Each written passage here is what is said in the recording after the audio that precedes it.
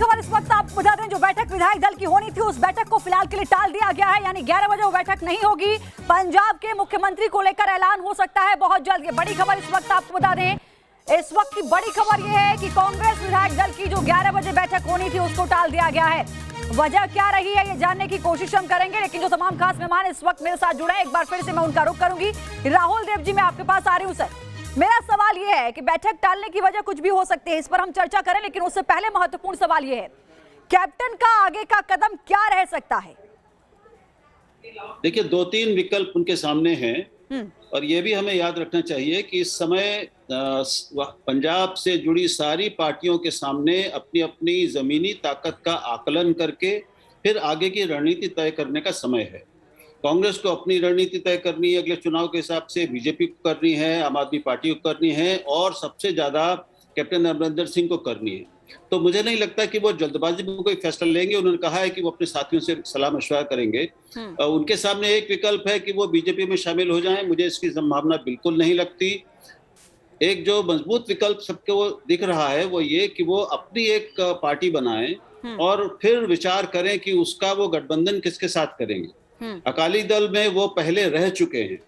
उनके ऊपर जो अभी आरोप लगे इस दौरान, उसमें एक ये भी था कि उन्होंने अकाली दल और उसके नेताओं के खिलाफ जो भ्रष्टाचार के और तमाम तरह के आरोप थे उनको पूरी गंभीरता से बचाने की कोशिश की, उनको चलने नहीं दिया ठीक से। तो एक विकल्प उनके पास वो भी है। अभी जो कुछ सर्वेक्षण हुए हैं पंजाब में, उसमें बीजेपी की स्थिति कोई बहुत अच्छी नहीं बताई जाती।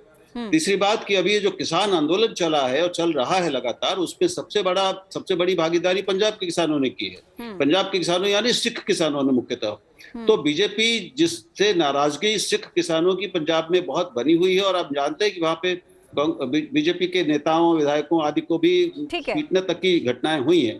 तो बीजेपी के साथ जाना अभी जरा कठिन लगता है। सर, दो चीजें जो आपने कही मैं उससे ही जोड़कर एक सवाल लूंगी।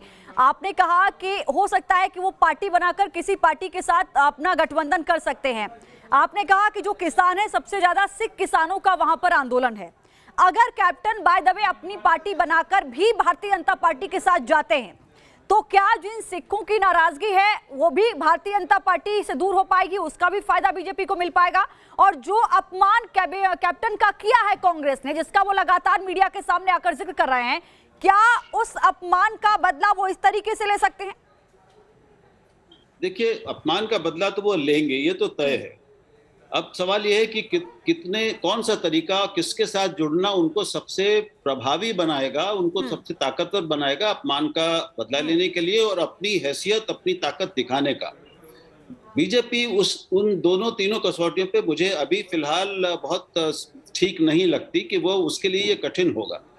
केवल कैप्टन के बीजेपी से जुड़ जाने से वो नाराजगी पूरी सिखों की दूर हो जाएगी, ये भी मुझे संभव नहीं लगता। राहुल देव जी, मैं लौटूंगी सर आपके पास, माफी चाहती हूँ रोक रही हूँ। एक बड़ी खबर इस वक्त आ रही है, सिद्धू समर्थक सुखविंदर सिंह रंधावा के घर पर इस वक्त बैठक चल रही है और इस बैठक में कैप्टन खेमे के 2 नेता पहुंचे। सिद्धू खेमे की मीटिंग में श्याम सुंदर अरोड़ा और बलवीर सिद्धू पहुंचे हुए हैं। ये बड़ी खबर इस वक्त आपको बता दें। विशाल ठाकुर लगातार हमारे साथ जुड़े हुए हैं। विशाल, ये बड़ा सवाल है, सिद्धू खेमे की मीटिंग हो रही है लेकिन 2 कैंडिडेट श्याम सुंदर अरोड़ा और बलवीर सिद्धू, ये कहा जा रहा है कि वो भी उस बैठक में मौजूद है।